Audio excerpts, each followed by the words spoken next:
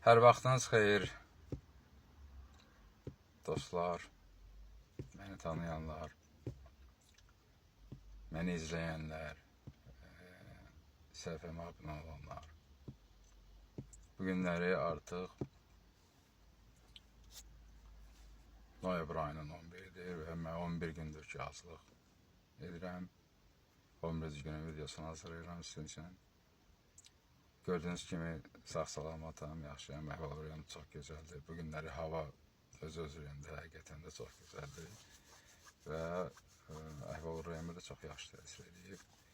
Bugünləri səhər tez durmuşam yuxudan, çox tez durmuşam. Belki də saat oradasa 6 falan olardı.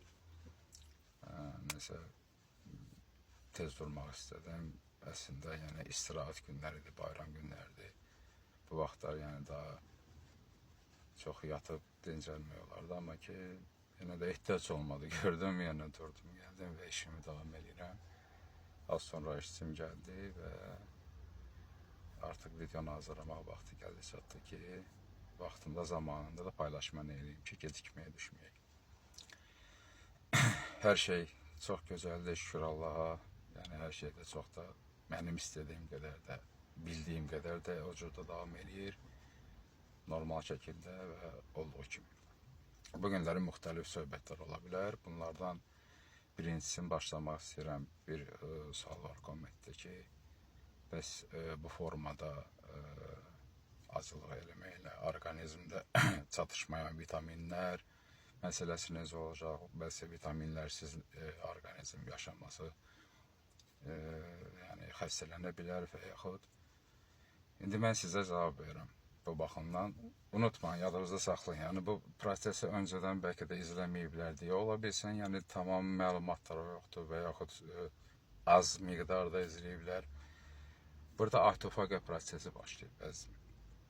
Bunu bilməlisən. Autofagiya nədir? Autofagiya restart düyməsidir. Orqanizm üçün restart düyməsi. Basırsan düyməni. Və elə bir proses orqanizmdə başlayır ki, orqanizm özünü sağaldır. Heç bir şey istəmədən. Səndən heç bir şey tələb etmədən. Deyir sənə dayan.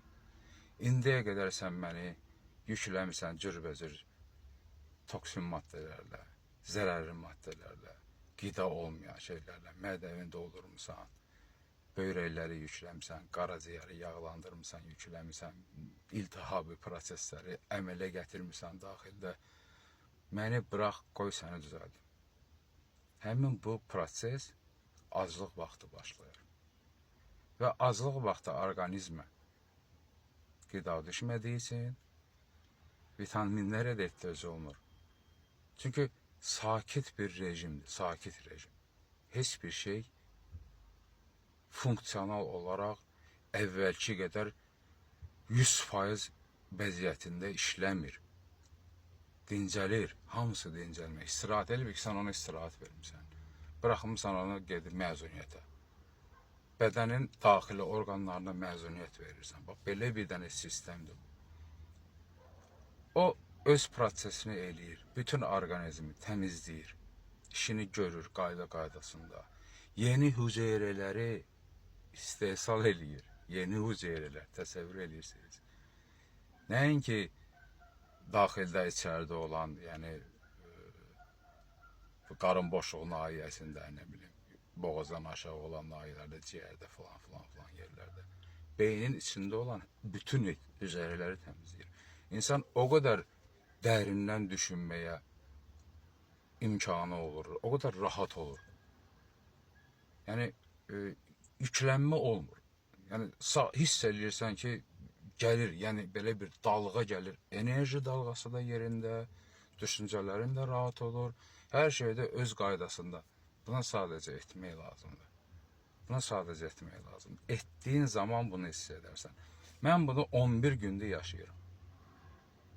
Bunu dediyim qaydada maksimum sürəcə qədər çatdıracağım və siz də görəcəksiniz bir nə qədər olur.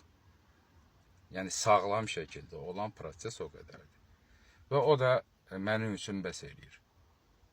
Kimsə ondan artıq eləmək istəyərsə, geçsin, oxusun, öyrənsin və desin ki, bundan artıq olması daha faydalıdır, qoy eləsin. Lap yaxşı.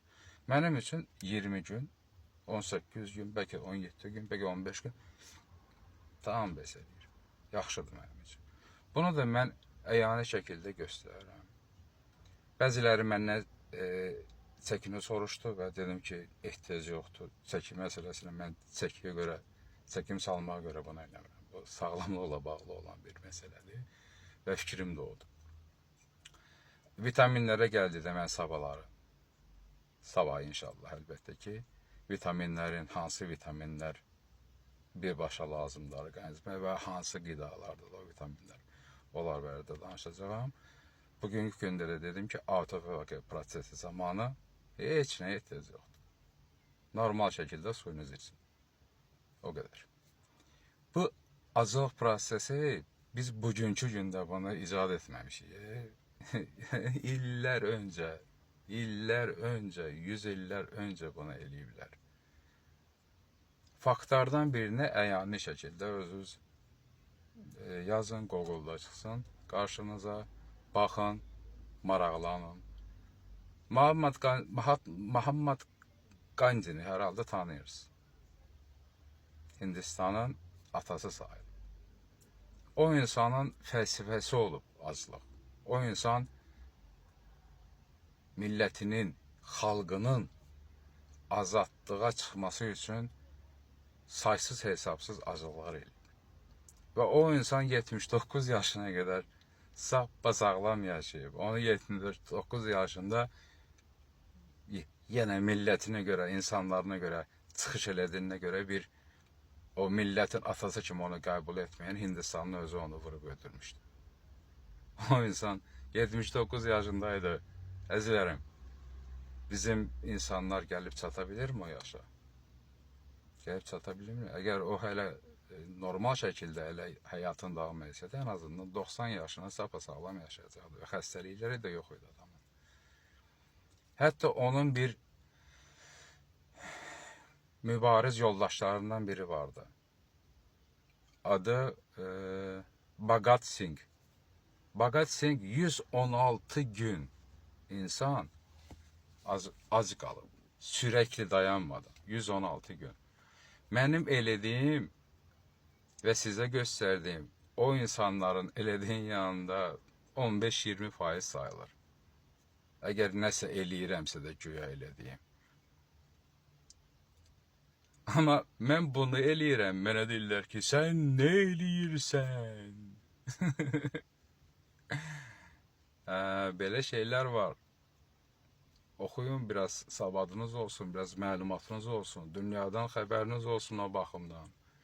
Nə qədər bu yeməyin peşicə düşüb, nə gəldi yiyəcəksən, orqanizm körləcəksən.